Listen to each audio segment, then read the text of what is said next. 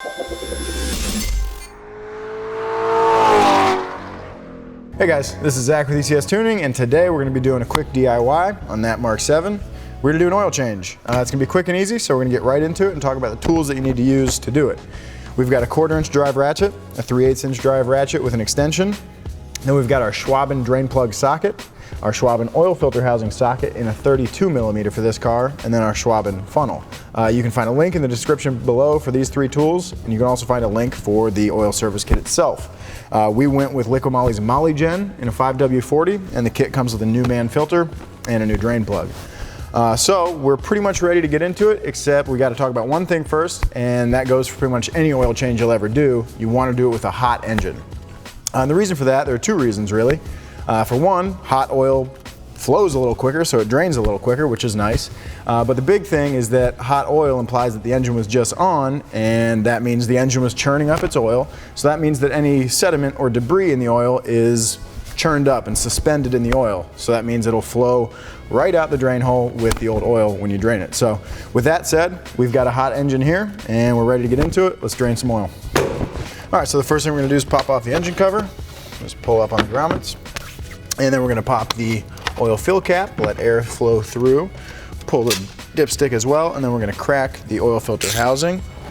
There's a valve in there that keeps oil from draining to the pan. So you just wanna crack that open, and that'll get it off that valve and let oil drain from the filter housing all the way down to the pan, so that when you crack the drain plug, you get everything out. All right, now we've got our Schwaben drain plug socket on here. Slips right into the drain plug, and you give it a turn.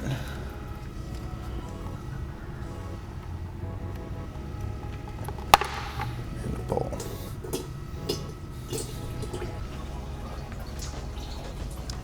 All right, our oil is all drained, so it's time to put a new drain plug in.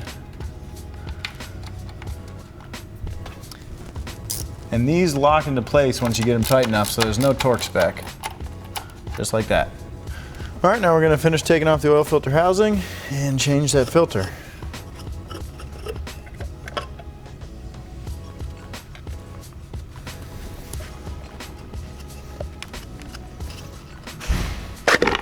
Just wiggle and pull on the filter and it'll come off. All right, we'll pop the old O-ring off. And drop on the new filter. Make sure it's fully bottomed out. Then we'll throw a new O-ring on. We're gonna want to get a little bit of oil on this thing though, so. And once everything's nice and oily, you can just struggle with it. Okay, get her into her seat. Now this is ready to go back in. With a little wipe down.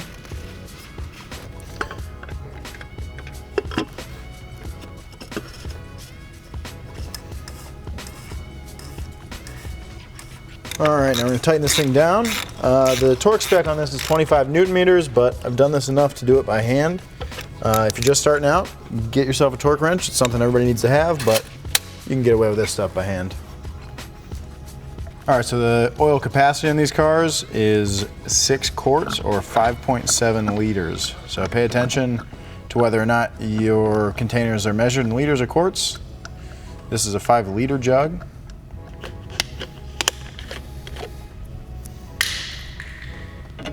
Now 7/10 of this, and that should give us 5.7 liters.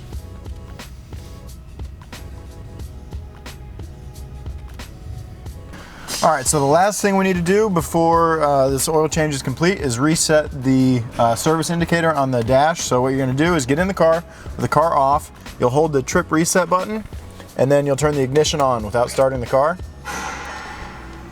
And then it will prompt you right there, reset oil interval, and you click it again. The service interval was reset, so we're all good to go here, and the oil change is done.